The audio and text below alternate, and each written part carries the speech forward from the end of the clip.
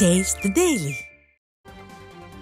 தொழிற்சங்கங்களை பிரித்தாளும் செயலில் ஈடுபடும் ஸ்டாலின் அரசின் போக்குவரத்து நிர்வாகத்திற்கு கண்டனம் தெரிவித்து குரோம்பேட்டையில் கண்களில் கருப்பு துணி கட்டியவாறு அண்ணா தொழிற்சங்க நிர்வாகிகள் பேச்சுவார்த்தையில் பங்கேற்றனர்.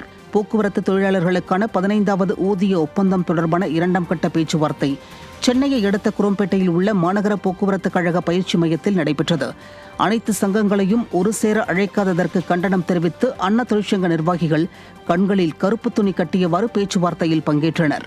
பின்னர் செய்தியாளர்களிடம் பேசிய அண்ணா தொழிற்சங்க பேரவை செயலாளர் கமலக்கண்ணன், சமூக நீதி பேசும் விடியா திமுக அரசு 70% சங்கங்களை ஒதுக்கிவிட்டு மீதமுள்ளவர்களை மட்டும் அழைத்திருப்பதற்கு கண்டனம் தெரிவித்தார். அனைத்து சங்கங்களையும் ஒருங்கிணைத்து அழைத்து பேச்சுவார்த்தையை நடத்த வேண்டும்.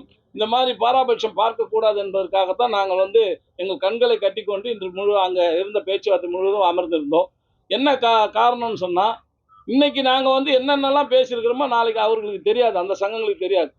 என்ன பேசுவாங்கன்னா, இந்த இருக்கக்கூடிய அதிகாரிகளும் அமைச்சரும் அந்த சங்கங்கள்லாம் ஒத்துக்கிட்டு போயிட்டாங்க. முக்கியமான சங்கங்கள் இந்த கொடுத்த கோரிக்கையில் நீங்கள் சொல்கிறதெல்லாம் இல்லை, அதனால் அவங்க கொடுத்த கோரிக்கையை நாங்கள் ஏற்றுக்கிட்டோம் போனோம்னு சொல்லி ஏதாவது ஒரு தவறான தகவலை பதிவு பண்ணி அவங்ககிட்ட அந்த ஒப்பந்தத்தை இறுதி பண்ணிடக்கூடாதுன்றது எங்களுடைய கோரிக்கை.